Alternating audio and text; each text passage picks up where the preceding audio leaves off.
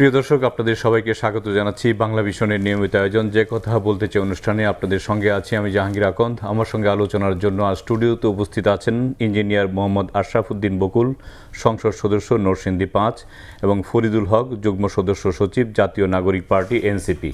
আপনাদের দুজনকেই স্বাগত জানাচ্ছি।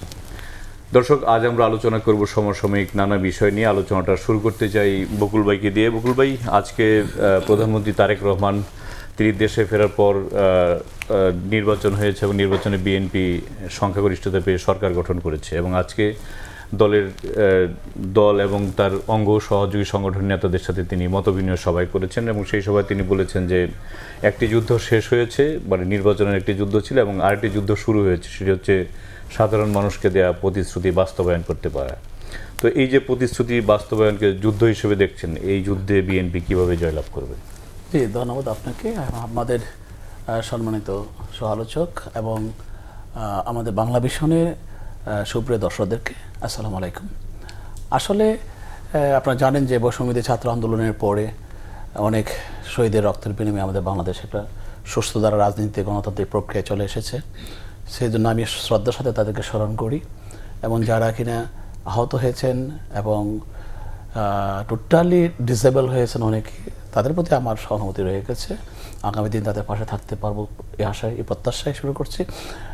আসলে একটা জিনিস এখানে স্মরণ রাখা দরকার যে ইতিহাসের একটা নির্বাচন হয়েছে, যে ইতিহাসের নির্বাচনটা সকল নির্বাচনকে পিছনে ফেলে একটা জনগণের ভোটের অধিকার বাস্তবায়ন হয়েছে, এবং আমরা বলতে গেলে সংখ্যাগরিষ্ঠতা পেয়ে জনগণের ভোটের রায় আমরা সরকার গঠন করেছি।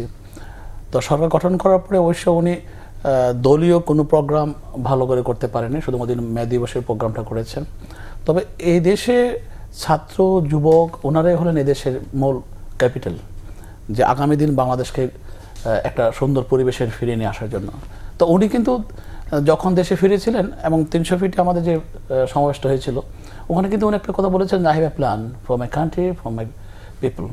তো ওনার যে স্বপ্ন আছে সেই স্বপ্ন বাস্তবায়ন করতে গিয়ে ধারাবাহিকভাবে কিন্তু উনি নির্বাচন বিজয়ী হওয়ার পরে উনি এখন যুব সমাজকে নিয়ে কথা বলতে শুরু করছেন, এবং দলের ধরেন সভাপতি, সেক্রেটারি, এদেরকে নিয়ে এসে একটা সমাবেশ করলেন।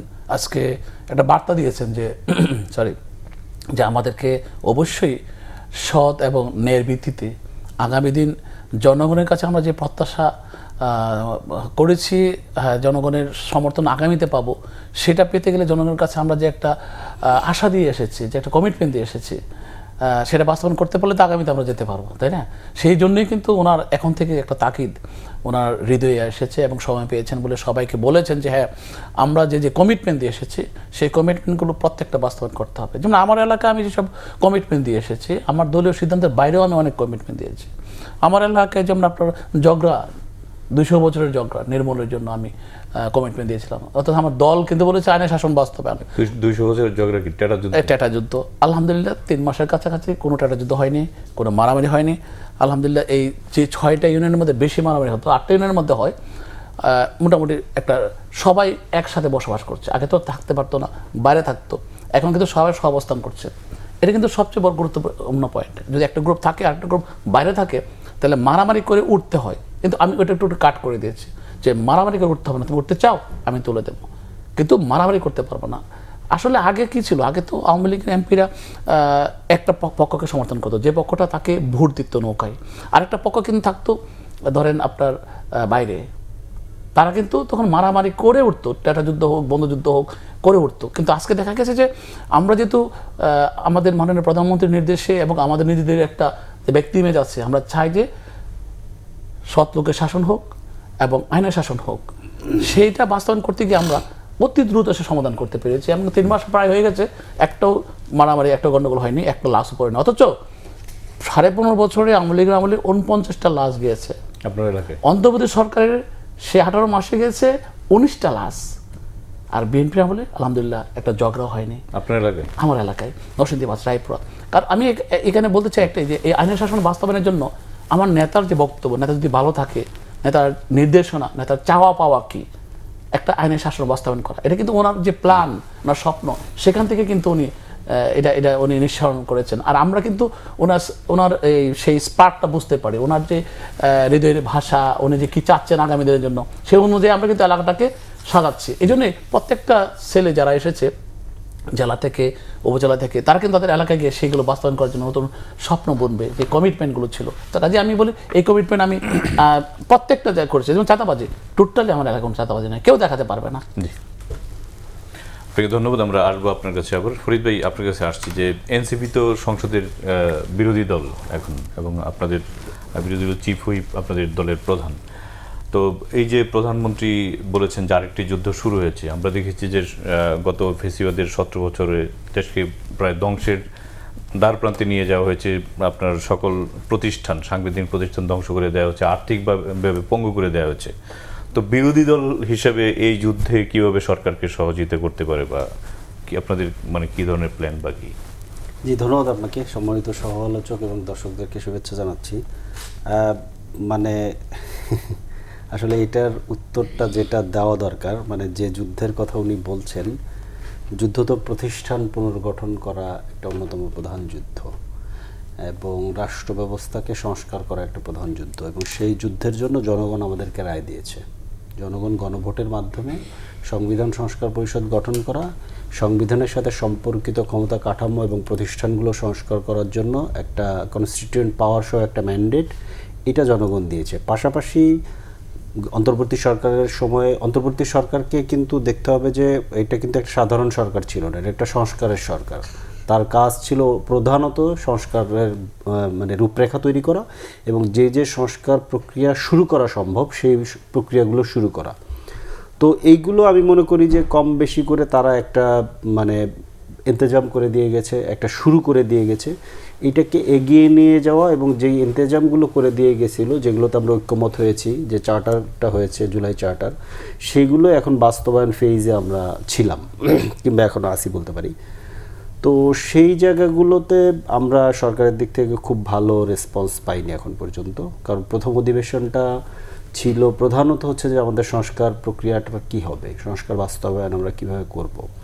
আপনি খেয়াল করে দেখেন যে যখন অধিবেশন চলছে, আমার ধারণা আপনাদের এই স্টুডিওতেও কিংবা অন্য স্টুডিওতেও এই আলোচনাগুলো বারবার এসছে যে আপনারা দৈনন্দিন সমস্যা নিয়ে কেন কথা বলছেন না, কেন বারবার সংস্কার নিয়ে পার্লামেন্টে কথা বলছেন। কিন্তু পার্লামেন্টের প্রথম অধিবেশনটা তো প্রধানত সংস্কার প্রক্রিয়া নিয়ে আলোচনা ছিল, কারণ 133টা অধ্যাদেশ আপনাকে একটা নির্দিষ্ট সময়ের মধ্যে পাশ করতে হবে। আপনার 30 দিনের একটা টাইমলাইন ছিল সংবিধান সংস্কার পরিষদ গঠন করার জন্য, সেটা গঠন করা হয়নি। তো এই সেশনটা ছিল কিন্তু এটা রিলেটেড, এবং এই কথাটাও, এই প্রশ্নটাও বারবার করা হয় যে এত মানে সিরিয়াস নাগরিক সমস্যা, কিংবা ধরেন হামের ইস্যু ছিল, ঈদের সময় যে ধরেন সড়কের যে অব্যবস্থাপনা, তারপরে আপনার জ্বালানি সংকট, অর্থনৈতিক সংকট, আপনারা এইগুলো নিয়ে কথা না বলে সংস্কার নিয়ে কেন কথা বলতেছেন? তো সংস্কারটা তো হচ্ছে এইগুলোর জন্য রিলেটেড। মানে ধরেন আপনি যদি হামের ইস্যুটা ধরেন, হামের জন্য কারা দায়ী, এই দায়ী যে প্রতিষ্ঠানটা, এই প্রতিষ্ঠানকে অ্যাকাউন্টেবল করবেন আপনি কীভাবে? প্রতিষ্ঠান তো ধ্বংস হয়ে গেছে, প্রতিষ্ঠানগুলোকে যদি আপনি অ্যাকাউন্টেবল করতে না পারেন, কিংবা ধরেন জ্বালানির সমস্যাটাকে সমাধান কি প্রধানমন্ত্রী করবেন? নিশ্চয়ই না। এটা কি জ্বালানি মন্ত্রী করবেন? তাও না। এটার জন্য প্রতিষ্ঠান আছে। সেই প্রতিষ্ঠানের যে অ্যারেঞ্জমেন্ট, এই অ্যারেঞ্জমেন্ট কি ফ্যাসিবাদী সরকার গণবান্ধব রেখেছিল নাকি লুটপাট বান্ধব রেখেছিল, মাফিয়া বান্ধব রেখেছিল? এই প্রশ্নগুলো তো আছে। তাহলে এখানে আপনাকে রিঅ্যারেঞ্জমেন্ট করতে হবে। এই রিঅ্যারেঞ্জমেন্টটা যদি আপনি না করেন, পরিবর্তন যদি না করেন, সংস্কার যদি না করেন, তাহলে তো এটা আগের মতো করে ফলাফল দিবে। তো সেই ফলাফলটাই আমরা দেখতে পেয়েছি প্রত্যেকটা ইস্যুতে। সরকারের যে ধরেন ব্যর্থতাগুলো আমরা দেখলাম, এইটা কিন্তু সরকারের মানে কি বলবো, আমি এখনও এটা বলতে চাই না যে সরকারের আন্তরিকতা কিংবা চেষ্টার ঘাটতি ছিল, এটা না। ব্যাপারটা হচ্ছে যে প্রতিষ্ঠানগুলোই এমন, যে এই প্রতিষ্ঠানগুলোর উপরে সরকার চাইলেও ধরেন রাতারাতি এটা পরিবর্তন করতে পারবে না। দ্যাটস ওয়াই সংস্কারের ইস্যুগুলো এত জরুরি ছিল। কিন্তু এই কাজগুলোতে তো আমরা একরকম বলা যায় যে ব্যর্থ হয়েছি আমরা, এটা সার্বিকভাবে আমরা ব্যর্থ হয়েছি, এবং ব্যর্থতার নেতৃত্ব এখানে আসলে সরকার দিয়েছে, আমি যতটুকু বলবো। এখন এই যুদ্ধ ধরেন, উনি যে যুদ্ধের কথা বলেছেন যে হ্যাঁ নির্বাচন একটা যুদ্ধ, কিন্তু পরবর্তীতে ওনার দেওয়া কমিটমেন্টগুলো রক্ষা করা একটা যুদ্ধ। কমিটমেন্টগুলো দেওয়া কিংবা কমিটমেন্টগুলো বাস্তবায়ন ঠিকমতো হচ্ছে কি না, এটার পূর্বশর্ত হচ্ছে যে প্রতিষ্ঠানগুলো ঠিকমতো ফাংশন করছে কিনা। মানে ফ্যাসিবাদী সরকারের আমলে সমস্ত প্রতিষ্ঠান ধ্বংস হয়ে গেছে, এটা আমরা জানি। তাহলে প্রতিষ্ঠানগুলো আমরা কিভাবে পুনর্গঠন করব? শুধু কি আমরা প্রতিষ্ঠানের মাথা থেকে ব্যক্তি সরাবো? বাংলাদেশ ব্যাংক থেকে আহসান মনসুরকে সরিয়ে দলীয় একজন ব্যবসায়ী নেতাকে দিলে বাংলাদেশ ব্যাংক ঠিক হয়ে যাবে? বাংলাদেশ ব্যাংকের ভেতরকার যে কাঠামো, এটার আইনি যে স্ট্রাকচার, যেমন ধরেন ব্যাংক রেজুলেশনটা সরকার নিজেদের মতো করে করলো উইদাউট এনি আলোচনা, 18 ক যুক্ত করলো, যেটাতে করে ব্যাকডোর থেকে আবার হচ্ছে পূর্ববর্তী মালিকদেরকে ফেরত আসার ব্যবস্থা করে দিল, যেখানে অলরেডি 5 জন মালিক আবেদন করেছে, সাবেক মালিক, যারা ব্যাংকটা ধ্বংস করেছে। তো এইটার মধ্য দিয়ে এই যুদ্ধটা আসলে কোনটা? প্রশ্নটা হচ্ছে এখানে, যুদ্ধটা কি ধরেন যে মানে শুধুমাত্র বাগড়ম্বর করা, যে কিছু কার্ড দিয়ে ধরেন মানুষকে ভুলিয়ে ভালিয়ে রাখা, প্রতিষ্ঠানগুলো যেমন আছে তেমন থাকবে, আওয়ামী লীগের লোকেরা প্রতিষ্ঠানের মাথায় ছিল এই জন্য খারাপ করছে, বিএনপির লোকেরা প্রতিষ্ঠানে গেলে খারাপ করবে না, ব্যাপারটা তো নিশ্চয়ই এরকম না। ব্যাপারটা হচ্ছে যে প্রতিষ্ঠানের কাঠামোগত সংস্কার লাগবে। কাঠামোগত সংস্কার করে প্রতিষ্ঠানগুলোকে যদি আপনি জনবান্ধব এবং এই প্রতিষ্ঠানগুলোর জবাবদিহিতার প্রপার ব্যবস্থা না করা যায়, তাহলে যত ভালো মানুষকে আপনি এখানে দেন সে ফাংশন করতে পারবে না। তো ওই যুদ্ধটা আমরা দেখতে চাই। উনি যুদ্ধের কথা বলেছেন, এই যুদ্ধটা আমরা দেখতে চাই, এবং ওই যুদ্ধে এই প্রতিষ্ঠান পুনর্গঠন এবং সংস্কারের যুদ্ধে তো অবশ্যই আমরা তার সাথে আছি।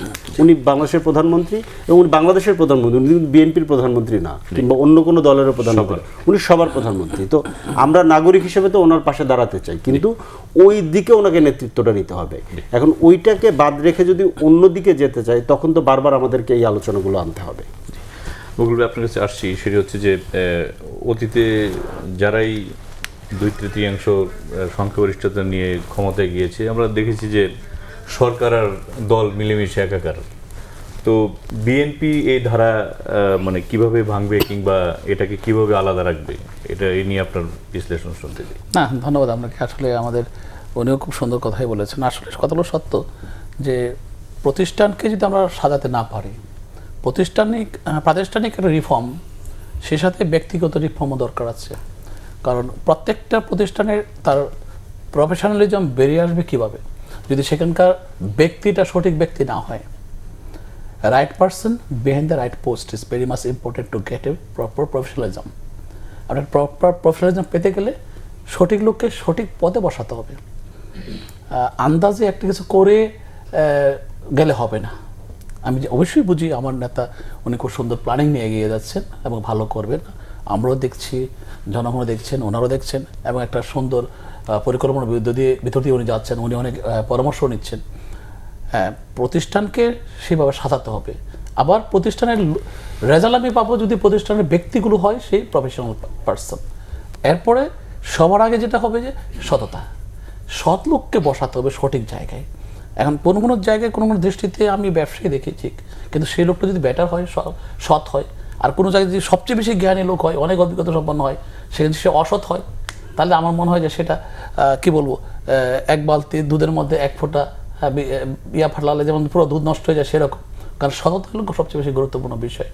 তো সততার ভিত্তিতে যদি প্রফেশনালিজম দিয়ে যদি আমরা সাজাই, তাহলে প্রতিষ্ঠানের রূপ বেরিয়ে আসবে, প্রতিষ্ঠানটা প্রফেশনালিজম হবে। সেই জন্য কিন্তু আপনার রিফর্মটা আসে প্রতিষ্ঠান প্লাস ব্যক্তিও। প্রতিষ্ঠানকে আমি সাজাবো ব্যক্তি দিয়েই। তো সেই জন্য এখানে অনেকগুলো কাজ আস্তে আস্তে করতে হচ্ছে এবং করে যাচ্ছেন। আর এটা সত্য যে আমি যদি আমার দলীয় লোক দিয়ে যদি আমি সরকারের সব জায়গায় আমি বসায় ফেলি, তাহলে কিন্তু এটা একটা হিজিবিজি হবে, এটা স্বাভাবিক। এবং এটা সত্য যে এই দলীয় একটা লোক বসানোর পরে সেই লোকটা যদি দলীয় ভাব না নিয়ে থাকে, সে যদি নিরপেক্ষ হয়ে যায়, সে যদি দেশের স্বার্থে কাজ করে, প্রতিষ্ঠানের স্বার্থে কাজ করে, তাহলে কিন্তু ওয়েল অ্যান্ড গুড। যেটা নাকি আমরা দেখতে পেয়েছি যে শেখ হাসিনার সময় অথবা অন্য সব গভর্নমেন্টের সময় কম বেশি হয়েছে, যে একটা লোককে বসানোর পরে দেখা গেছে সে তার চোখটা অলওয়েজ তার দলের দিকে রাখে, অন্য দিকে রাখে না। আমরা মনে হয় সেটা করা ঠিক না, সেটা করা ঠিক হবে না। কারণ কি, এখানে মনে করেন আমরা 51% মানুষের ভোটে নির্বাচিত হয়েছে, কিন্তু আরও তো 49% লোক রয়ে গেছে, তাই না? সেই লোকগুলো তো আমাদের কাছ থেকে ভালো কিছু আশা করে, তাই না? তো এই মানুষগুলো তো দেশের সম্পদ।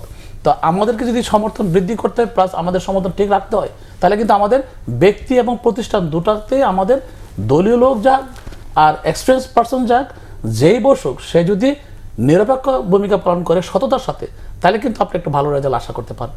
এবং এইটা নিয়ে কিন্তু উনি এগিয়ে যাচ্ছেন। আর সেই জন্য কিন্তু উনি একটা যুদ্ধের কথা বলেছেন যে আমরা যে যুদ্ধে অংশগ্রহণ করেছি সেই যুদ্ধটা কিন্তু আমাদের মাত্র শুরু, কাজে আমাদেরকে রিফর্ম করতে গিয়ে আমাদের অনেক জায়গায় অনেক ছেলেদেরকে হয়তো কোনো জায়গায় বসানো যাবে না, হয়তো একজন এক্সপিরিয়েন্স পার্সনকে বসাতে হতে পারে, হয়তো কোনো নেতাকে আমরা আমাদের দৃষ্টিতে মনে করবো তাকে বসালে তো সুন্দর হয়, দেখা গেলো না সেখানে একজন সলিড এক্সপিরিয়েন্স পার্সনকে বসানো হয়েছে কাজটা ভালো করার জন্য। এই জন্য আমাদের নেতা দেখবেন আপনি, আমি যেটা প্রায় বলে থাকি, ওনার উপদেষ্টা পরিষদে আমার মনে হয় 20 জনের বেশি পিএইচডি হোল্ডার বিশেষজ্ঞ কাজ করছেন ওনার পিছনে, যেটা অতীতে খুবই বিরল ছিল। আমরা কিন্তু দেখি অনেকে যে এই লোকটা কোথেকে আসলো, উনি কোথেকে আসলেন, আসলে কিন্তু he is an professional person and experience person, because of that কিন্তু already been employed for giving some idea, তাই না? তো এই যে এক্সপিরিয়েন্স উনি নিচ্ছেন আর ধার করছেন, শেয়ার করছেন, এটা কিন্তু আজকে নতুন না, আপনি একা কিন্তু সব কিছু জানেন না। এই যে এতগুলো মন্ত্রণালয় আছে, প্রত্যেকটা মন্ত্রণালয়ের পিছনে মন্ত্রীও আছে আর মন্ত্রীদের উপদেষ্টাও আছে, রাজনৈতিক উপদেষ্টা ওনার আছে, কাজে এই মানুষগুলো কিন্তু সবসময় কিন্তু পরামর্শ দিয়ে যাচ্ছেন। এতে করে কি মাথা ভারী হয়ে যায় কিনা? না, মাথা ভারীকে অলওয়েজ আমি দেখতে পাচ্ছি যে প্রত্যেকটা ডিপার্টমেন্টের উপদেষ্টা কিন্তু মন্ত্রীদের সাথে মিটিং করে করে কিন্তু সলিউশন বের করে আসতেছেন, যেটা কিন্তু উনি সময় দিতে পারবেন না। ওনার কাছে কি পয়েন্টটা যাবে, ওনার কাছে যাবে যে সে রাইট টাইমে রাইট একটা ডিসিশনের জন্য যাবে, সেটা উনি দিয়ে দেবেন। এই জন্য এই যে একটা সিস্টেম ডেভেলপমেন্ট উনি করেছেন, এটা কিন্তু অতীতের চাইতে একটু বিকল্প, একটা বিরল দৃষ্টান্ত আমি মনে করি। কাজে ওনার প্ল্যান বাস্তবায়ন করার জন্য এটাও একটা জিনিস, এটা আমরা অনেকে খেয়াল করি না বা অনেকে বুঝি না, কিন্তু ওনার প্ল্যানে আর অনেক কিছু আছে যেগুলো কিনা আমরা আরও দেখতে পাবো সামনে, নতুনত্ব অনেক কিছু।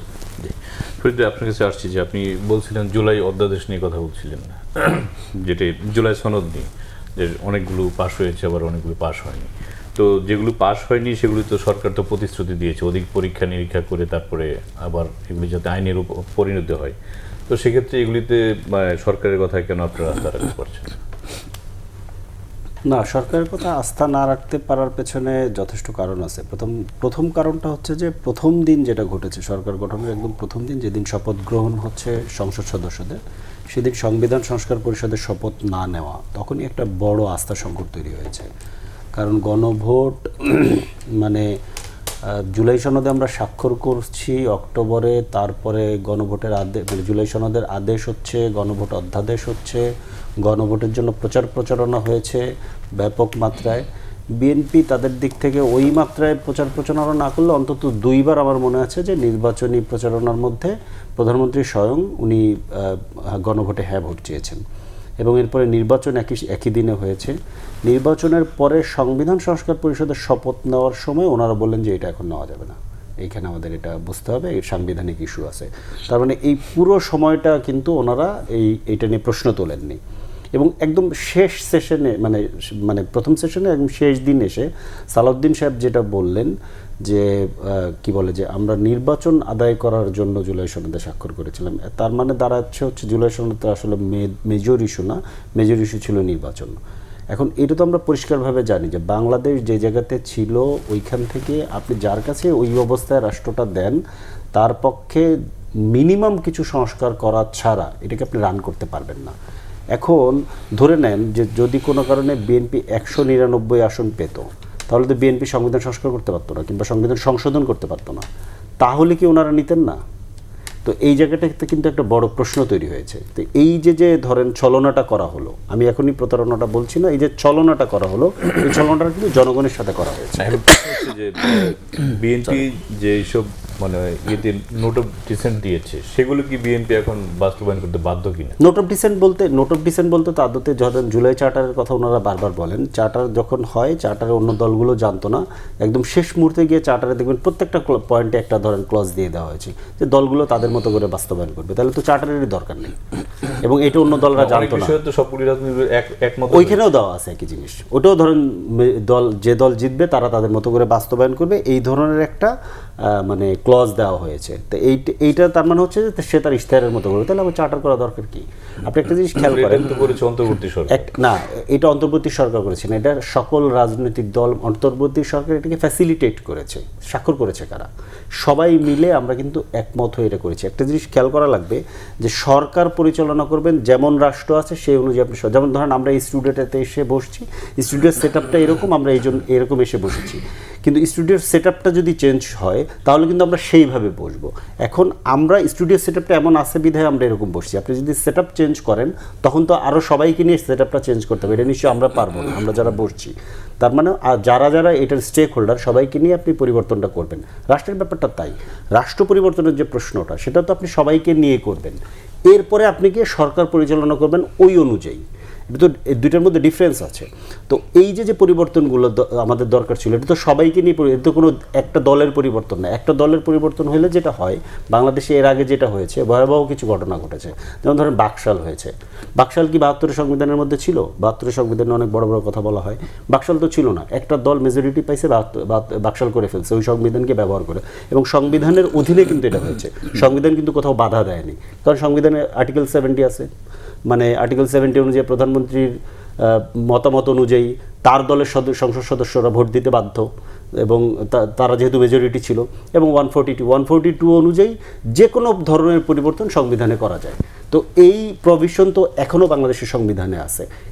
এটা অনুযায়ী ধরুন চতুর্দশ সংশোধনী হয়েছে, যেটাতে বিচারপতির বয়স বাড়িয়ে তত্ত্বাবধায়ক সরকার ব্যবস্থাকে ম্যানিপুলেট করার একটা বন্দোবস্ত করা হয়েছিল, যেটা থেকে একটা বড় আউটবার্স্ট হয়। সেটারই ফলাফল হচ্ছে কি 111। এরপরে বিএনপি 20 বছরের মধ্যে ক্ষমতার বাইরে ছিল। সো এরপরে হচ্ছে আবার ওইটাকেই ব্যবহার করে পঞ্চদশ সংশোধনী, তত্ত্বাবধায়ক সরকার ব্যবস্থা তুলে নেওয়া। এই ঘটনাগুলো তো আমাদের এখানে ঘটেছে। তার মানে হচ্ছে যে এটা কোনো একটা দলের ব্যাপার না যে রাষ্ট্রটা কীরকম হবে। রাষ্ট্র কীরকম হবে এটা সবার ব্যাপার। একটা দল হচ্ছে একটা নির্দিষ্ট টার্মের জন্য রাষ্ট্রটা পরিচালনার দায়িত্ব পাবে। এইটা হচ্ছে ডেমোক্রেসির একদম বেসিক ধরেন গাইডলাইনটা। তো ওই যে বেসিক গাইডলাইন, ওই গাইডলাইন তো আমাদের ঠিক নেই। ঠিক থাকলে তো এত সংঘাত, এত রক্তপাত, এত আন্দোলন সংগ্রাম, এত জুলুম নির্যাতন কোনোটাই সম্ভব হতো না। একটা ডেমোক্রেটিক ব্যবস্থা থাকলে একটা সরকার যত খারাপই হোক সে ওই মাত্রার জুলুমবাজ হয়ে উঠতে পারবে না। একটা ডেমোক্রেটিক ব্যবস্থা থাকলে একটা দল যত খারাপই করুক সে ধরেন এইভাবে নির্বাচনকে কেড়ে নিতে পারবে না, চেকস অ্যান্ড ব্যালেন্স থাকবে।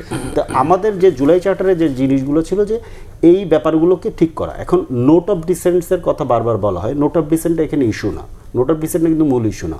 মূল ইস্যু হচ্ছে যে আপনি কোন প্রক্রিয়ায় এটা বাস্তবায়ন করবেন, এবং আপনি যে কমিটমেন্ট করেছেন সেই কমিটমেন্টগুলো আপনি রক্ষা করছেন কিনা।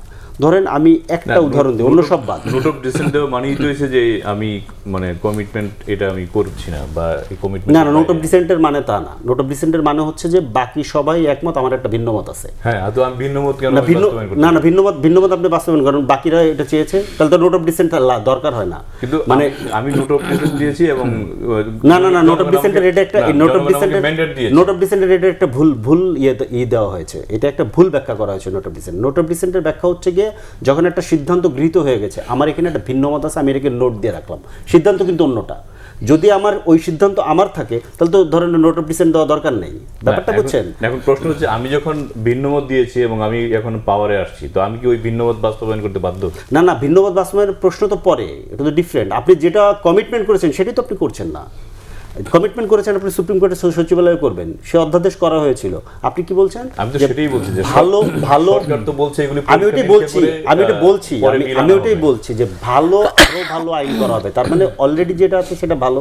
আপনি সচিবালয়টা ধরেন অলরেডি এক্সিকিউশনের পথে ছিল কিংবা অলরেডি এক্সিকিউটেড হয়ে গিয়েছিল, আপনি ওটাকে বন্ধ করে দিলেন কেন? বন্ধ করে দিয়ে আপনি আবার কেন নির্বাহী বিভাগের অধীনে আপনার নিম্ন আদালতকে রাখতে চাইলেন? তার মানে এটার ইন্টেনশন তো গুড না। এবং ধরেন মানবাধিকার কমিশন একটা আইন তো করা হয়েছে, এটা ফাংশন করেছে। মানবাধিকার কমিশন আইনটাকে আপনি যখন বাতিল করে দিলেন, এখন তো 2009-এর মানবাধিকার কমিশনের অধীনে কিন্তু বাংলাদেশ আছে, যেটা হাসিনার মানবাধিকার কমিশন। তাহলে আপনার গুড ইন্টেনশনটা আমরা দেখতে পাচ্ছি না। বুলবুল ভাই তিনি অনেকগুলি প্রশ্ন উত্থাপন করেছেন। যে এক নম্বর হচ্ছে যে সংবিধান পরিষদে আপনারা শপথ নেননি এবং জুলাই সনদ মেজর ইস্যু নয়, নির্বাচনী মেইন ইস্যু ছিল। আপনাদের একজন নেতার রেফারেন্স দিয়ে তিনি বক্তব্য দিয়েছেন। এ বিষয়ে আপনার মন্তব্য শুনছি। এবং জি শুরু। আসলে জুলাই সনদে যে আর্টিকেলগুলো আছে 84টা আর্টিকেলের মধ্যে 33টি তো সবাই ঐক্য হয়েছে, তাই না? আর বাকি 55টা নিয়ে একটু প্রশ্ন আছে, নোট অফ ডিসেন্ট আছে। তা আমার কথা হলো, আপনি জুলাই সনদটা দেখবেন, যে জায়গায় ওনারা কমেন্টস দিয়েছেন, যে সিদ্ধান্ত দিয়েছেন, তার প্রত্যেকটাতে কিন্তু এই কমেন্টসটা আছে যে দল সংখ্যাগরিষ্ঠতা পাবে সে সিদ্ধান্ত নিতে পারবে এই ব্যাপারে কি করবে। আপনি বুঝেন কথাটা। এখন যে এটাই হবে না ওইটা হবে সেটা কিন্তু সময়ের ব্যাপার মাত্র, তাই না? আমি এখানে একটা জিনিস বলতে চাই যে যেহেতু আমাদের এই নোট অফ ডিসিশন আমি আগে দিয়েছি, জনগণের ভোটে যদি যে সংখ্যাগরিষ্ঠতা অর্জন করে, যদি আজকে বিএনপি নাই অন্য কেউ আসতো, সে তো সিদ্ধান্ত নিতে পারতো, তাই না? তো এখানে আসলে আমরা সবসময় বলি যে জুলাই সনদের প্রত্যেকটা লাইন আমরা বাস্তবায়ন করতে চাই, প্রত্যেকটা কথা আমরা বাস্তবায়ন করতে চাই। সেই ক্ষেত্রে আমরা সংখ্যাগরিষ্ঠতা পেয়েছি বলে যদি অন্য কেউ কষ্ট পান, এটা আসলে করার কিছু নাই। এটা অলরেডি নোট ডাউন করা হয়ে গেছে, ওখানে লেখা হয়ে গেছে, আমরা সবাই এগ্রি করেছি। বরঞ্চ এনসিপি কিন্তু সেদিন সাইন করেনি। আপনার মনে আছে কক্সবাজারে তারা আনন্দ উল্লাসে চলে গেছিল, ওই সাইন করার কথা ওনাদের মনে নাই, ওনারা চলে গেছিলেন ওখানে আনন্দ করতে। তারপর সাইন করলেন কখন? অনেক পরে, কিন্তু 12 না 14 ফেব্রুয়ারির মতো করছেন। তো আপনি যদি এটাকে মানেনি, আপনি তো মানেনি না জুলাই সনদ। আপনি নিজেই তো রাজপথে আন্দোলন করে জনগণ করছে, সবাই করছে, আপনারা করছেন, আমরাও করেছি, কিন্তু আমরা জুলাই সনদকে সম্মান করে যে সাইন করেছি, আপনি তো সাইনই করেননি। তখন আপনার তো সবার আগে থাকা উচিত ছিল। রাজপথে যেমন সবার আগে ছিলেন আপনি, সেখানেও সবার আগে থাকতেন। যাই হোক, আমরা কিন্তু জুলাই সনদকে কখনো পিছনে ফেলে কখনো সামনে যেতে চাই না, আমরা জুলাই সনদকে সাথে রাখতে চাই। দ্বিতীয়ত আরেকটা জিনিস কি জানেন, যত কিছু আপনি কাগজ কলমে লিখেন তাই কেন, আপনি যদি বাস্তবায়ন করতে না পারেন কিচ্ছু লাভ নাই। শেখ হাসিনা যদি নির্বাচন দিত, ভোটের অধিকার বাস্তবায়ন করতো, আইনের শাসন বাস্তবায়ন করতো, কিচ্ছু লাগতো না দেশে। যদি 5 বছর পর পর নির্বাচন দিত আর আইনের শাসন বাস্তবায়ন থাকতো, দেশে টাকা পয়সা ভিতরে পাচার না হতো, এবং আইনের শাসন বাস্তব মানে কি, সুশাসন বাস্তব মানে কি, চুরি হবে না, ডাকাতি হবে না, দেশের আইনের শাসন বাস্তবায়ন থাকবে, মানুষ তার ভোটের অধিকার থাকবে, বুক খুলে কথা বলতে পারবে, মানবাধিকার থাকবে। কিন্তু শেখ হাসিনা সুষ্ঠুভাবে চালাতে পারেনি বিধেই তো আজকে এত সব কিছু প্রয়োজন পড়েছে, তাকে দেশ ত্যাগ করতে বাধ্য হয়েছে। যদি একটা সরকার সঠিকভাবে দেশ পরিচালনা করে এবং ভালোভাবে জনগণের অধিকার বাস্তবায়ন করে, তাহলে কিন্তু তার আর কিছু লাগে না। যত কিছু আপনি কাগজে কলম থাকুক, আপনি কিন্তু সুশাসন দেবেন, এটা তো বড় কথা, গণতন্ত্র দিবেন, এটা তো বড় কথা। আমরা মনে করি যে জুলাই সনদ যত কিছু থাকুক, আমরা পালন করলেও অনেক কিছু আছে, তার বাইরেও কিছু করতে হবে জনগণের জন্য, দেশের সুশাসনের জন্য, উন্নয়নের জন্য। আর আর যে আইনের শাসনের ব্যবহার ক্ষেত্রে উনি যে বিচার বিভাগে যে সচিবালয়ের কথা যেটা বলেছেন উনি, সেখানে ওটা স্টাডি করা হচ্ছে, স্টাডি করছেন, এবং স্টাডি করে আরও একটু টাইম নিয়ে স্টাডি করে সিদ্ধান্ত গ্রহণ করার জন্য সিদ্ধান্ত হয়েছে, সেটা জানতে পেরেছি এবং হচ্ছেও। তো আমি সবসময় একটা কথা বলবো যে নিরাশ হওয়ার কিছু নাই, যেহেতু আমরা সবাই চাই, আমাদের বিরোধী দল এবং আমরা সবাই চাই একটা সুশাসন বাস্তবায়ন হোক, এবং আমরা বিরোধী দলের কাছ থেকেও বিশেষ করে আমাদের ডক্টর শফিক সাহেব প্লাস আমাদের নাহিদ ইসলাম বা হাসনাত যারা আছেন, ওনারাও যথেষ্ট আন্তরিক যে একটা সুন্দর একটা পরিবেশ সৃষ্টি করার জন্য দেশের ভিতর, যাতে মানুষ বলে যে এই সংসদটা কার্যকরী সংসদ হয়েছে। আমি দেখেছি এই সংসদে যত আলোচনা হোক, আগের চেয়ে 133টা অধ্যাদেশ নিয়ে কথা হয়েছে, আমাদের প্রায় 91টা পাস হয়েছে, এবং এত অল্প সময় এত কার্যকরী সংসদ কোথাও হয়নি।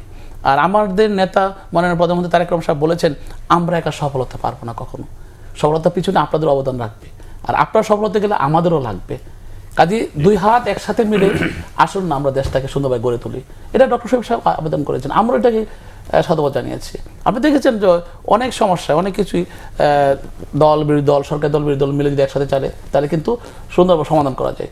আর একটা জিনিস কি, আমরা তো আগে শেখ হাসিনার অধীনেও বিরোধী দল ছিলাম, আমরা আবার ক্ষমতায় ছিলাম, ক্ষমতা থাকাকালীন সময় আমরা দেখেছি যে শেখ হাসিনা বলেছিল যে একদিনও স্বাধীনতা থাকতে দেবো না, আবার 153 দিন হরতালও দিয়েছিল। তা আমরা কিন্তু সেই কালচার থেকে অনেক দূরে চলে আসছি, এবং মানুষ এইসব রাজনীতি এখন আর পছন্দ করে না। এখন আপনি আমি যত কথাই বলি, জুলাই সনদ আর যত কিছু, সাধারণ মানুষ সবার বক্তব্য একটাই, আমাকে চাকরি দাও, স্টুডেন্ট পাস করছে, আমার চাকরি দাও, আমার ঘরে গরু দরকার, ছাগল দরকার, হাঁস পালন করা দরকার, আইনের শাসন বাস্তব দরকার, মানবতা দরকার, আমার রাস্তাঘাট ঠিক আছে কিনা, সুন্দর করে পরিবেশ বজায় রাখার জন্য। কাজেই কাগজের কলমে যত কিছু হোক, কিন্তু বাস্তবে রূপ দিতে হবে প্রত্যেকটা জিনিসে, সেই জন্য সবার সহায়তা লাগবে, আমরা সবাই মিলেমিশে করবো, এটাই আমার প্রত্যাশা। ফরিদ, আপনার কাছে একটু প্রশ্ন, সেটা হচ্ছে যে আমরা দেখেছি যে নেপালেও কিন্তু এই ধরনের একটা গণ অভ্যুত্থান হয়েছে, এবং তারা যারা গণ অভ্যুত্থানকারীরা, তারা কিন্তু 3 মাসের মধ্যে একটা নির্বাচন মানে আদায় করে নিয়ে, এবং এখন তারা তাদের মতো করে যে সংস্কারগুলো যেগুলো দরকার ছিল সেগুলি করছে। কিন্তু এনসিপি বা যারা বৈষম্য বিরোধী ছাত্র আন্দোলন যারা ছিল, তাদের ক্ষেত্রে আমরা উল্টা দেখেছি যে নির্বাচনকে কিভাবে প্রলম্বিত করা যায়, আগে সংস্কার বাস্তবায়ন করতে হবে বা সংস্কার করতে হবে। তো এই প্রক্রিয়াটা কি ভুল ছিল আপনাদের? প্রশ্নই আসে না, আপনার প্রশ্নটার মধ্যে অনেক যথেষ্ট তথ্যের ঘাটতি আছে। যেমন যথেষ্ট তথ্যের ঘাটতি আছে। প্রথম কথা হচ্ছে যে প্রলম্বিত করতে চায় এই ধরনের শব্দ ব্যবহার করার মধ্য দিয়ে এক ধরনের মানে ফ্রেমিং করার চেষ্টা করা হয়েছে। না কেন, আমি যদি আমরা এই কথা কখনো বলি না। আমরা বলেছি যে একটা মিনিট, আমরা বলেছি যে আমরা যদি আমার মানে ভুল না করে থাকি, আপনারা আগে স্থানীয় সরকার নির্বাচন দিতে হবে, আগে মানে আমরা বলেছি টেস্ট কেস হিসেবে নির্বাচন কমিশন হিসেবে, মানে কেন আগে স্থানীয় সরকার নির্বাচন টেস্ট কেস হিসেবে নির্বাচন কমিশনটা তখন মাত্র নতুন গঠন হয়েছে, তার ফিটনেস টেস্টের জন্য আমরা এটা বলেছিলাম যে টেস্ট কেস হিসেবে একটা দুইটা নির্বাচন দেন, কারণ বাংলাদেশে 16 বছর নির্বাচন হয়নি। এই কথাগুলো আপনাকে মানে এই জিনিসগুলোকে রিভিজিট করতে হবে, মানে হঠাৎ করে একটা জিনিস বললে হবে না। আরেকটা জিনিস আমি আপনাকে বলি, আরেকটা জিনিস আমি আপনাকে বলি, নির্বাচন আগে হয়নি, না হয়নি, ঠিক আছে, হয়েছে, কিন্তু আমরা এটা চেয়েছি, আমরা এটা চেয়েছি, চাওয়ার ভেতরে দোষের তো কিছু নেই, চাওয়ার ভেতরে দোষের কিছু ওইটাই বলি না। আরেকটা জিনিস আমি আপনাকে বলি, আরেকটা জিনিস নেপালের জিনিসটা হচ্ছে, নেপালের এই যে উদাহরণ আমাদের হচ্ছে কি খুব মানে শর্ট টাইম মেমোরি, আমরা ভুলে যাই। নেপাল এর আগে প্রায় দশকব্যাপী সংবিধান পরিবর্তনের জন্য বিরাট ফাইট করেছে। 7 বার নেপালে গণপরিষদ বসেছে, নতুন সংবিধান এসেছে, এবং নেপালে এবারের গণ অভ্যুত্থান ছিল দুর্নীতির বিরুদ্ধে, রাষ্ট্র ব্যবস্থা পরিবর্তনের বিরুদ্ধে নয়। বাংলাদেশে আমাদের এক দফা আপনি আবার পড়েন, আমরা বলেছি যে রাষ্ট্র ব্যবস্থাকে সংস্কার করতে হবে যাতে ফ্যাসিবাদী ব্যবস্থার বিলোপ ঘটে, আবার যাতে ফ্যাসিস্ট ফেরত আসতে না পারে। এটা তো আমাদের লম্বা সময়ের বোঝাপড়ার ফলাফল। এটা তো আউট অফ নোহার হঠাৎ করে একদিন এসে আমরা বললাম যে আমরা একটা নতুন সংবিধান চাই, সেকেন্ড রিপাবলিক চাই, ব্যাপারটা তো এরকম না। এটার পেছনে একটা লম্বা বোঝাপড়া আছে। আপনি 72 সাল থেকে যে সংবিধান এখানে তৈরি করেছেন সেটা এখন পর্যন্ত কন্টিনিউ করছে। এটার একদম দাড়ি কমা সহ প্রায় সবকিছু একরকম। কোন প্রশ্নে? এটার ক্ষমতা কাঠামো, একজনের কাছে সকল ক্ষমতা। আমাকে বলতে দেন, আমাকে বলতে দেন, আমাকে বলতে দেন। না, এটা আমরা একা কেন ছুড়ে ফেলবো? সবাই স্টেক হোল্ডার না, বাকিদের তো রাজি হতে হবে, বাকিদের তো রাজি হতে হবে। তখন আবার বলা হতো এরা হঠকারী ভাবে এটা করেছে, এটা বলা হয়েছে। কিন্তু বিপ্লবী সরকারও করতে পারে না, এটা বলা হয়েছে না। জাতীয় সরকার করার জন্য তারেক রহমান সাহেবকে প্রথম অনুরোধ করা হয়েছে, উনি অস্বীকার করার পরবর্তীতে গিয়ে জাতীয় সরকারকে, ওই সময় জাতীয় সরকার মানে তো বিপ্লবী সরকার, ওনাকে এটা প্রধান করার আহ্বান জানানো হয়েছে। উনি এটা নিতে না চাওয়ার কারণে পরবর্তীতে গিয়ে একটা ইন্টারিম গভর্নমেন্ট নিতে হয়েছে স্থিতিশীলতা রক্ষা করার জন্য। কারণ ক্যান্টনমেন্টে কি চলছিল, আপনারা মিডিয়ার মানুষ, আপনারা সবাই জানেন। বিকেল থেকে এখানে এই মুহূর্তে দরকার সেনাবাহিনীর সরকার, এই ধরনের স্লোগান কিন্তু ঢাকার বিভিন্ন মোড়ে মোড়ে হচ্ছিল। এটা কোত্থেকে ঘটছিল এই ব্যাপারগুলো মনে রাখতে হবে। এগুলো আউট অফ নো হায়ার হঠাৎ করে ধরেন এই ধরনের অভিযোগ বললে এইটা যেটা হয় যে আপনি এই পুরো ব্যাপারটাকে একটা সাইড কর্নার করে ফেলতে যাচ্ছেন, ব্যাপারটা তা না। নেপালের লড়াই আমাদের লড়াইয়ের ভেতরে অনেকটা পার্থক্য আছে। নেপাল তাদের যে সংবিধান গঠনের যে প্রক্রিয়া, সেই প্রক্রিয়া বাস্তবায়ন করে ফেলেছে, করার পরে এই সরকার এসে নেপোটিজম এবং দুর্নীতির দায়ে অভিযুক্ত ছিল, তার বিরুদ্ধে একটা গণ অভ্যুত্থান হয়েছে। তখন গিয়ে আপনার রাষ্ট্র তো ঠিক আছে, আপনি কিছু দুষ্কৃতিকারী কিংবা দুর্নীতি বিরোধী লোককে ক্ষমতায় রেখেছিলেন, তাদেরকে আপনি সরেছেন, নির্বাচন দেন, চলে আসেন। কিন্তু আপনি যেই অবস্থায় 5ই আগস্ট করে আপনার রাষ্ট্র কি ঠিক আছে? আপনি নিজে বললেন না একটু আগে যে প্রতিষ্ঠানগুলো ধ্বংস হয়ে গেছে, কিভাবে আপনি প্রতিষ্ঠানগুলো রিফর্ম করবেন, কার নেতৃত্বে করবেন? এর জন্য সবাই যদি ঐক্যমত না হয়, আজকে দেখেন বিএনপি যদি সবটাও করে, বিএনপি যদি সবটা, কোনো না কোনো বিরোধী দল বলবে, যদি ধরেন এনসিপি বিএনপি সবটা মেনে নিল, যদি সবটাও বিএনপি জুলাই চার্টার মেনে নেয়, কোনো না কোনো বিরোধী দল বলবে যে এটা আমাদের মতো হয়নি। তো এই যে রাষ্ট্র গঠন যে প্রক্রিয়া, এটা সবাইকে নিয়ে করতে হয়, এটা কোনো একক দলের ব্যাপার না। আমরা ওই প্রক্রিয়াটাকে আগের কথা বলেছি যে আপনি একটা ফ্যাসিবাদের পতন ঘটেছে, একটা ফ্যাসিস্ট ব্যবস্থা আপনার এখানে ছিল, এটাকে কিভাবে আপনি ডেমোক্রেটিক রিফর্ম করবেন, ডেমোক্রেটিক ট্রানজিশন দরকার। ডেমোক্রেটিক ট্রানজিশন মানে একটা নির্বাচন দিলেন, দেশে গণতন্ত্র চলে আসলো, ব্যাপারটা তো তা না। আপনি এখানে এখনও সংবিধান আর্টিকেল 70 আছে পার্লামেন্টে আর্টিকেল 70 থাকা মানে আপনি একটা সংসদীয় স্বৈরতন্ত্র আছে এখানে। আমি আপনাকে বুঝিয়ে দিব, এটা 2 মিনিটে বলা সম্ভব না কিভাবে সংসদীয় স্বৈরতন্ত্র এখানে ফাংশন করে। এখানে 142 আছে, আপনার সংবিধান হচ্ছে গিয়ে একজন ব্যক্তির ইচ্ছায় 6 মিনিটে এখানে বাকশাল হয়। সেই রাষ্ট্র ব্যবস্থা রাখার জন্য আমরা আবার মানে এত রক্ত দিলাম, আবারও আমরা এটাই রাখবো, আবারও আমরা এটাই রাখবো। এই প্রশ্নের মুখে বারবার আমরা দাঁড়াবো না। সংবিধান কি ফেসিবাদ মানে না হতে কি বাধা দিতে? অবশ্যই পারে, আপনি বানান না সেই সংবিধান। শেখ হাসিনার কাছে তো আর্টিকেল 70 এবং 142 ছিল, তো সেটার জুড়ে গিয়ে সে ফেসিবাদ হয়ে গেছে। তো এছাড়া সে পঞ্চদশ সংশোধনী কিভাবে করলো? পঞ্চদশ সংশোধনী করার আগে বাংলাদেশের, হ্যাঁ, সংবিধানের ভেতরে বাকশাল সংবিধান মেনে হয় নাই, সংবিধানে সংশোধনী হয়েছে কিনা, জি। সেই সংশোধনী অবৈধ কিনা, তো যতক্ষণ পর্যন্ত সে ক্ষমতায় আছে সেই সংশোধনী তো বৈধ। তার মানে হচ্ছে আপনি ওই ব্যবস্থা কোনো সরকার কিংবা রাষ্ট্র কিংবা ব্যক্তির হাতে রাখতে পারবেন না। That is Democratic. এইখানে তো চেকস অ্যান্ড ব্যালেন্সের কথা। এটা ভাই ফিলাডেলফিয়া কনভেনশনে 1700 ধরেন 80-89 সালে এই আলাপ আমরা করে আসছি পৃথিবীতে। আমরা কিন্তু কোনো নতুন কথা, একটা নতুন কথাও বলিনি। কিন্তু ঘটনাটা যেটা হচ্ছে যে আমাদের মধ্যে যেটা হয়েছে যে ধরেন হঠাৎ করেই দেখলাম যে বিএনপির লোকেরা 72-এর সংবিধানের প্রেমিক হয়ে গেল। কেন? 72-এর সংবিধানের কোন অংশের প্রেমিক? 72-এর সংবিধানের মূলনীতি জিয়াউর রহমান সাহেব পাল্টাইছেন না, খালেদা জিয়া পাল্টাইছেন না, ওই অংশের কিন্তু ওনারা প্রেমিক না। প্রেমিক কোন অংশ? ক্ষমতা কাঠামো। ক্ষমতাটা শুধু নিজের কাছে লাগবে, এই প্রশ্নে ওনারা খুব খুব মারাত্মক 72 প্রেমিক। ওইখানে আবার ওইটাকে মুক্তিযুদ্ধের সাথে কানেক্ট করে। তা আমরা বলছি যে একটা অগণতান্ত্রিক সংবিধানকে মুক্তিযুদ্ধের উপরে আপনি যখন বসাইতে যান, এটাই তো মুক্তিযুদ্ধের চরম অবমাননা করা হয়। মুক্তিযুদ্ধ তো একটা অগণতান্ত্রিক সংবিধানের জন্য হয়নি, একটা গণতন্ত্রের জন্য হয়েছে। তাহলে আপনি আসেন আগে গণতান্ত্রিক সংবিধান একটা তৈরি করি, তারপরে দেখি বাংলাদেশে গণতন্ত্র আসে কিনা। সেটা তো আমরা এখনো করিনি। বলা হয় কি কাগজ দিয়ে কি গণতন্ত্র হয় না? ভাই কাগজটা আগে আপনি বানান নাই, বানায় আগে প্র্যাকটিস করে দেখেন না। আপনি 50 বছর একটা অগণতান্ত্রিক কাগজ আমাকে দিয়ে রাখবেন আর বলবেন যে আমি একটা গণতান্ত্রিক রাষ্ট্র, শুধু কাগজ দিয়ে গণতান্ত্রিক রাষ্ট্র হবে না। কখন? যখন আপনার কাছে ক্ষমতা থাকবে। যখন আপনার কাছে ক্ষমতা থাকবে না, তখন আবার আপনি সবচেয়ে গণতান্ত্রিক হইতে চাইবেন। এই যে যে জায়গাটা, এই আলোচনাগুলো আমাদেরকে বারবার করতে হবে। ধন্যবাদ। আমরা বকুল ভাই, আপনি ফরিদ ভাইয়ের প্রশ্নের অনেকগুলো প্রশ্ন উত্থাপন করেছেন এবং আলোচনার জবাব দিবেন এবং আমরা অন্য প্রসঙ্গে যাব। জি, শুরু করুন। আসলে আমি কিন্তু একটা জিনিস বলছিলাম প্রথমে যে ম্যান বিহাইন্ড দ্য মেশিন বেশি ইম্পর্টেন্ট, তাই না? কারণ আপনি যত কথাই বলেন, যদি 3জন লোক বা 3টা দল এসে ঠিক করে, উনি নিজে বলছেন যে কয়েকটা দল মিলে সিদ্ধান্ত গ্রহণ করলো, আর একটা দল এটা প্রতিবাদ করতে পারে যে তার মতো হয়নি। তো এখন কয়েকটা দল মিলে যে ষড়যন্ত্রের সিদ্ধান্ত নিতে পারবে না, তার কোনো গ্যারান্টি নাই। এটাও হতে পারে। অ্যাকচুয়ালি আপনি কীভাবে ফাংশন করাবেন রাষ্ট্রটা, সেটাই খুব ইম্পর্টেন্ট।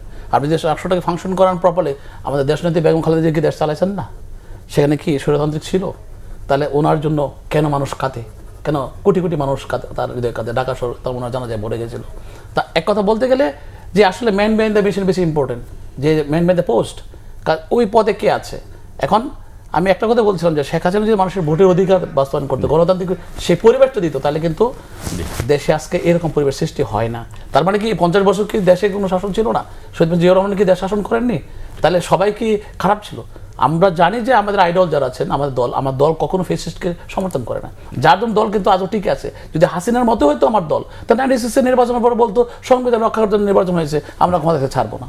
তাহলে উদাহরণ তো অনেক কিছু আছে আমাদের দলে, তাই না? কাজে এগুলো বলার জন্য বলা যে কাগজে কলমে অনেক কিছু করা, কিন্তু প্রকৃতপক্ষে প্র্যাকটিক্যাল এক্সপিরিয়েন্স তো ওনাদের নাই। কারণ ওনারা, আমরা 3টা সরকার গঠন করছি, তাই না? আমাদের আছে। ওনারা গেলেন কোথায়? উপদেষ্টার পদ নিয়ে, উপদেষ্টা নিয়ে কি তোর নাম কামাগার বেড়ে আসলেন কেন? এই যে আমরা অনেক করাপশন শুনেছি, অনেক ধরনের রাজনীতি শুনেছি, এগুলো বলতে নাই। এই যে একজন স্টুডেন্ট যখন এত কিছু দায়িত্ব পেয়ে যায়, আমরা পেয়েছিলাম কি সংবাদ, কি তারা ওখান থেকে প্রেশারাইজ করবে, হ্যাঁ, সরকারকে ভালো চালানোর জন্য। তার সরকার ভালো চালানোর জন্য হয়ে থাকে, তাহলে আজকে কেন হামের টিকাটা কেন দিলেন না আপনারা? কেন হামের টিকার ব্যবস্থা করে গেলেন না আপনারা? কেন আপনারা সরকার ব্যবস্থাটা বুঝে অভিযোগ করেন ভাই, আপনারা বুঝে অভিযোগ করেন। আমার কাছে কিন্তু তথ্য আছে। আসা পর্যন্ত মাত্র 24 দিনের মাথায় নিয়ে এসে বল, তাই না? এগুলো আসলে বুঝতে হবে। মুখে কথা অনেক বলা যায়, কিন্তু প্র্যাকটিক্যাল এক্সপেরিয়েন্স নিয়ে কথা বলতে গেলে অনেক চিন্তা করে কথা বলতে হয়। শেষের দিকে ফরিদ ভাই, আমরা অন্য একটা প্রসঙ্গে যাচ্ছি। সেটা হচ্ছে যে আজকে পশ্চিমবঙ্গে বিজেপি সরকার শপথ নিয়েছে এবং মুখ্যমন্ত্রী হচ্ছেন শুভেন্দু অধিকারী। তো বিজেপি ক্ষমতায় আসার কারণে বাংলাদেশ ভারতের মানে বা বাংলাদেশ পশ্চিমবঙ্গের সম্পর্কে কী ধরনের প্রভাব পড়বে? ওনার 1-2 মিনিট পাবো তো? পাবেন, মানে আমি চাচ্ছিলাম যে প্রশ্নটা। আচ্ছা, না মানে আমি জাস্ট একটা দুটো জিনিস একটু বলি যে উনি দুর্নাম অভিযোগের কথা বলেছেন, ওনারা সরকারে আছেন, ওনারা তদন্ত করুক। যদি কারো বিরুদ্ধে এরকম থাকে আমাদের দলের সাথে যুক্ত, আমরা চাই সেটার ব্যবস্থা নেওয়া হবে, তাহলে আমাদের দায় মুক্তি হয়, আমরা কালিমা হই। আরেকটা ব্যাপার হচ্ছে যে মানে সংবিধান মেনে চলার এবং সংবিধান মেনে সবকিছু করবেন, এটা ওনাদের দলের লোকেরাই বারবার বলছে। ওনারা কিন্তু ওনারা কাগজ মেনেই চলার কথা বলেন। আমরা যখন পরিবর্তনের কথা বলি তখন আবার কাগজের ইয়েটা থাকে না। আপনারা তো কখনো ক্ষমতা ছিলেন না ভাই। আচ্ছা, আমরা বলবো কিভাবে? আমরা তো ছিলেন তত্ত্বাবধায়ক সরকার আমলে, তখন তো দেখলাম আপনাদের কাজ করবো সব। না, আপনি যেটা দেখেছেন এটা আপনি প্রমাণ করেন যে ধরেন এই ধরনের কোনো অভিযোগ আছে, এটা আপনি করেন, কোনো অসুবিধা নেই, ইউ আর ওপেন। কারণ আপনারা এখন 2/3 মেজরিটি নিয়ে আছেন। আর কখনো ক্ষমতায় ছিলেন না মানে হচ্ছে যে ধরেন আপনারা যেই রাষ্ট্র পরিচালনা করেছেন, ওই কাঠামোর রাষ্ট্র তো আমরা চাই না। তো আমরা তো গণতান্ত্রিক রাষ্ট্র চাই, এটা গণতান্ত্রিক রাষ্ট্র নয়। এই আমরা তো একটা গণতান্ত্রিক রাষ্ট্র চাই, আমরা অগণতান্ত্রিক রাষ্ট্রের ক্ষমতা আমরা যেতে চাই, আমরা তো এটাই চাই না না, আমরা যেতে চাই না। তো আমরা গণতান্ত্রিক রাষ্ট্রের দিকে যেতে চাই। আপনারা পুরনো কাঠামোটা ঠিক রাখতে চান। আমরা গণতান্ত্রিক প্রক্রিয়ায় গিয়েছি, গণতান্ত্রিক প্রক্রিয়া ভাই, নির্বাচন মানে গণতন্ত্র না ভাই। আপনি মেম্বার অফ পার্লামেন্ট, সম্মানী মানুষ, আপনি জনগণের ভোটে নির্বাচিত হয়েছেন, প্লিজ এটা একটু জানেন। শুধুমাত্র নির্বাচন একটা স্বৈরতান্ত্রিক কাঠামোর মধ্যে, যেখানে আর্টিকেল 70 থাকে একটা পার্লামেন্টে, সেটাকে যদি আপনি গণতন্ত্র বলেন, তাহলে ভাই আমার কিছু মানে বলার থাকে না। আর পশ্চিমবঙ্গের এটা তো মূল মন্ত্র রে ভাই, ইলেকশন তো মূল মন্ত্র। No no, election one of the ভোটের জন্য আপনি কাজ ভালো খারাপ করেন, ভোট পাবেন কিভাবে? ওয়ান অফ দ্য টুল হচ্ছে আপনি এই কথা বলেন, তাহলে তো আমাকে বলতে হবে যে আপনি এনসিপি, আপনি কালকে ওই যে আগে তত্ত্বাবধায়ক সরকারের মতো আপনি চান, অন্তর্বর্তী সরকারের মতো আপনি চান, আবার আপনাদেরকে এইভাবে দেওয়া হোক। নো নো নো, আমি সে কথা বলছি না। তো আমি বলছি ইলেকশন ওয়ান অফ দ্য টুল, কিন্তু ইলেকশনে যাবেন কিভাবে? মেইন টুল, এটা হলো মেইন টুল। না মেইন টুল না, মানতে হবে। নো নো, মেইন টুল না। মেইন টুল হচ্ছে গিয়ে আপনি আমাকে ঠিকমতো ভোটটা দিবেন কিনা, ভোট যখন আসবে তখন আপনি কুক্ষিগত করার চেষ্টা করবেন কিনা। আপনারা যারা 50 বছর ক্ষমতায় ছিলেন প্রত্যেকে এই চেষ্টা করেছেন কুক্ষিগত করার জন্য। প্রতিবার এখানে পাওয়ার ট্রান্সফারের সময় রক্ত দিতে হয়েছে। এই যে শান্তিপূর্ণ পাওয়ার ট্রান্সফারের ব্যবস্থা গত 50 বছর আপনারা করতে পারলেন না, সেটা দায় কে নেবে? আপনারা এইটুকু ক্রেডিট নেন যে আমরা রাষ্ট্র পরিচালনার অভিজ্ঞতা আপনাদের আছে, কিন্তু সেই অভিজ্ঞতা দিয়ে আপনারা শান্তিপূর্ণ ব্যবস্থা তো করতে পারেন নাই। সেই দায়টাও নেন। না না না, সেটা আমাদের দায়, কাদের দায়? 96 সালে 2006 সালে কারা ক্ষমতা ছাড়ার মুখে ছিল, সেই দায় কাদের? এইটুকু দায়ও নেন। বিএনপি আইন পাস করে তারপর হস্তান্তর করেছে, বিএনপি তো ক্ষমতা থাকেনি। না, ক্ষমতা থাকেনি, থাকতে পারেনি। আপনি সেটা বলেন, থাকতে পারেনি। যদি পারতো তাহলে কি ছাড়তো? আমরা তো এই জায়গাটা আমাকে বলতে হচ্ছে। আমি যেটা বলছি যে এইটা ইন্ডিয়ার পশ্চিমবঙ্গের যে নির্বাচন, এই নির্বাচনের মধ্য দিয়ে আমাদের এখানে আসলেই আরো অস্থিতিশীল পরিস্থিতি তৈরি হওয়ার মানে কি বলে সম্ভাবনা তৈরি হয়েছে, আশঙ্কা তৈরি হয়েছে। শুভেন্দু অধিকারী গত 1.5 বছরে কিংবা গত 2 বছরে তার যে বক্তব্য যদি আপনি শোনেন, হাসিনার পতনকে কিংবা আওয়ামী লীগের পতনকে সে তার ইলেকশনে জেতার একটা কার্ড হিসেবে ব্যবহার করছে, এবং সে প্রথম থেকেই জানতো যে এইটাকে সে ইস্যু করবে। এরপরে সে কি করলো, এখানে একটা বাংলাদেশি খেদাও এবং মুসলমান ঘৃণার একটা জোয়ার তুললো। এরপরে শুরু হলো ইলেকশন ইঞ্জিনিয়ারিং। আপনি খেয়াল করে দেখেন, 105টা আসন যেই ব্যবধানে জিতছে, ওইখানে বাদ পড়া ভোটারের সংখ্যা প্রত্যেকটা আসনে বেশি। তার মানে এই 105টে যদি ওই ভোটাররা বাদ না পড়তেন, তাহলে এখানে রেজাল্ট হয়তো বা ডিফারেন্ট হইতো। তার মানে এইটা পুরো একটা প্রজেক্টের অংশ, এবং এই প্রজেক্টের ভেতরে অনেকগুলো জায়গা আছে। একটা হচ্ছে যে শুভেন্দু অধিকারী বারবার বলতেছে যে এরা অবৈধ, শেখ হাসিনা বৈধ প্রধানমন্ত্রী। এই খেয়াল করেন, তার মানে হচ্ছে ওদের একটা গোলাম পাচাটা সরকার ওরা এখানে চায়, এটা সে গোপন রাখতে পারতেছে না। আর একটা কথা খুব গুরুত্বপূর্ণ, সেটা হচ্ছে শুভেন্দু অধিকারী এই কথাও বলেছে যে বাংলাদেশকে গাজার মতো শিক্ষা দিতে হবে। গাজার মতো শিক্ষা কি? বা আমরা এই কথা কিন্তু অন্য সময় বলছি, এটা শুভেন্দু অধিকারী আমাদের কথাকে প্রমাণ করে দিয়েছে। আমরা বারবার বলছি যে বিজেপির এইখানে একটা গাজা প্রকল্প আছে, কারণ বিজেপি হচ্ছে গিয়ে জায়নবাদের লোকাল এজেন্ট। জায়নবাদীদের যে প্রকল্প, দক্ষিণ এশিয়ার গাজা বানাতে চায় বাংলাদেশকে, 3 দিক থেকে কাঁটাতারের বেড়া দিয়ে ঘেরা থাকবে, বর্ডারে মানুষ মারবে, পানি আটকে দিবে, আমার রাজনীতির উপরে নিয়ন্ত্রণ করবে, আমার অর্থনীতির উপরে নিয়ন্ত্রণ করবে। এখানে কে সরকারে থাকবে? ইভেন আপনি দেখছেন যে এই এমপিরা এসে বলছে যে আমি দিল্লি থেকে নমিনেশন নিয়ে আসছি। এই পুরো নিয়ন্ত্রণটা তার হাতে থাকবে, কিন্তু এখানকার মানুষের কোনো দায়িত্ব নেবে না। This is Gaza model.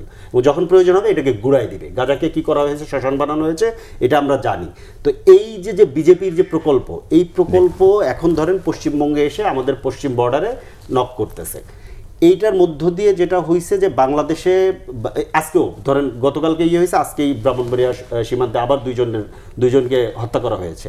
এখন এই যে ব্যাপারটা, এই ব্যাপারটার ব্যাপারে এইখানে আমি ধরেন সরকারকে বলতে চাই, আপনারা আবারও, বারবার বলছি এই কথা, আমি অনেকবার বলেছি, আমরাও এই বারবার বলছি, এখানে 2টা জিনিস। একটা হচ্ছে যে এটার মধ্য দিয়ে যেটা চেষ্টা করবে আমাদের এখানকার সংখ্যালঘুদের নিরাপত্তা বিঘ্নিত করার একটা অপচেষ্টা করা হবে কোনো গোষ্ঠী। এখানে সরকারকে সতর্ক হতে হবে, এবং এইটার মধ্য দিয়ে আমাদের এই যে অস্থিরতা, এই অস্থিরতাকে মোকাবেলা করার জন্য আমাদের একটা ন্যাশনাল ডায়ালগ লাগবে।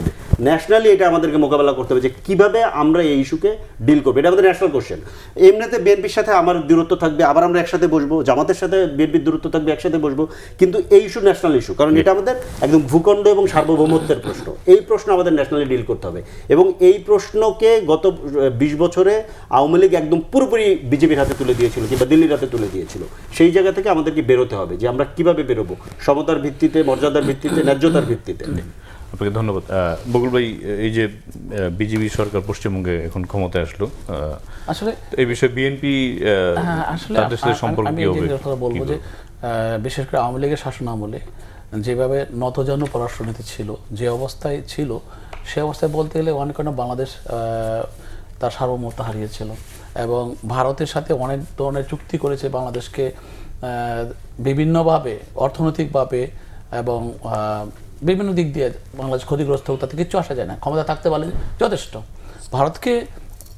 ভারতকে সামনে রেখে ভারতের শক্তির মাধ্যমে হোক, যেভাবে হোক, ক্ষমতা থাকার জন্য যে ধরনের কূটকৌশল করছিল, সেই কূটকৌশল করে কিন্তু আপনার শেখ হাসিনা বলতে গেলে বাংলাদেশকে নতজানু একটা পররাষ্ট্রনীতিতে নতজানু করে ফেলেছিল। কিন্তু আমরা এখন কিন্তু ঘুরে দাঁড়িয়েছি আমাদের সবার ঐক্যবদ্ধ একটা আন্দোলনের মুখে শেখ হাসিনাকে এখান থেকে বের করে দিয়ে তারপর নতুন নির্বাচনের মাধ্যমে। আমি এখানে যে আমরা সার্বভৌমত্বের স্বার্থে কিন্তু সবাই ঐক্যবদ্ধ, আমার দেশের স্বার্থে সবাই ঐক্যবদ্ধ। এবং শেখ হাসিনা কী করেছে সেটা আমার দেখার বিষয় না। শুভেন্দু অধিকারী তো শেখ হাসিনাকে বলেছে, সে প্রাইম মিনিস্টার এখনও বলে, তার বলা তাতে করে বাংলাদেশের মানুষের কিচ্ছু আসে যায় না। এবং আমি মনে করি আমরা দেশ শাসনে আছি, সবাই মিলে আমরা দেশটাকে সুন্দর করতে চাই। এখানে আমার দেশের সার্বভৌমত্ব রক্ষা করার জন্য আমরা যেমন বদ্ধপরিকর, ঠিক তেমনইভাবে তাদেরকেও শ্রদ্ধা করতে হবে আমাদের বাংলাদেশকে নিয়ে। তারা যদি সেই উস্কানিমূলক পরিবেশ সৃষ্টি করতে চায় বা সেই অপরাধিক পরিবেশ সৃষ্টি করতে চায়, অবশ্যই আমাদের টেকনিক্যাল হ্যান্ডেল করতে হবে। সেই টেকনিক্যাল হ্যান্ডেল করে আমরা আমাদের মতো করে যাবো। এরা অনেক কিছু বলবে, ধন্যবাদ, তাতে আমাদের কিছু আসে যায় না। জি, আপনাকে লাস্ট 30 সেকেন্ড একটু বলি, সেটা হচ্ছে যে অনেক সম্পর্কে নেগেটিভই আলোচনা করলাম। তো এর আগে সরকারগুলো যখন তিস্তা নিয়ে কথা বলেছে, বিজেপি সরকার বলেছে পশ্চিমবঙ্গের মুখ্যমন্ত্রী মমতা বন্দ্যোপাধ্যায় বা অন্য সরকার থাকার কারণে তিস্তা চুক্তি করা যাচ্ছে না। তো এবার কি সে আশা একটু আশা সফল হবে কিনা? আমার মনে হয় না। এটা পশ্চিমবঙ্গকে একটা ইস্যু করেছে এবং মমতা বন্দ্যোপাধ্যায়ের ওইখানকার লোকাল ইস্যু ছিল। সে একটা আমি মমতা বন্দ্যোপাধ্যায়ের পক্ষ নিচ্ছি না, কিন্তু আমি মমতা বন্দ্যোপাধ্যায় একটা ডেমোক্রেটিক ফ্রেমওয়ার্কের মধ্যে রাজনীতি করা দল, বিজেপি একটা ডিফারেন্ট, একটা মৌলবাদী দল, সাম্প্রদায়িক দল। তো তাদের সাথে এই ইস্যুগুলোতে মনে করেন আমাদের হবে না, আমি মনে করি। আপনাদের দুজনকে অসংখ্য ধন্যবাদ জানাচ্ছি। আমরা শেষ প্রান্তে। প্রিয় দর্শক, আজ এ পর্যন্তই। ভালো থাকবেন, সুস্থ থাকবেন, সে প্রত্যাশা আজকের মধ্যে এখানেই বিদায় চাইছি। সঙ্গে থাকার জন্য ধন্যবাদ সবাইকে।